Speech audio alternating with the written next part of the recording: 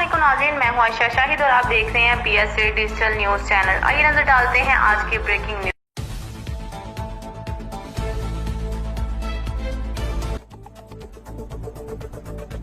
हवेली लखा से उकाड़ा जाते हुए कोठा जंग शीशम के करीब एक मुसाफिर वैन सुहाग नहर में जा गिरी। खुशकिस्मती से नहर में पानी न होने की वजह से मुसाफिरों की काफ़ी बचत हो गई।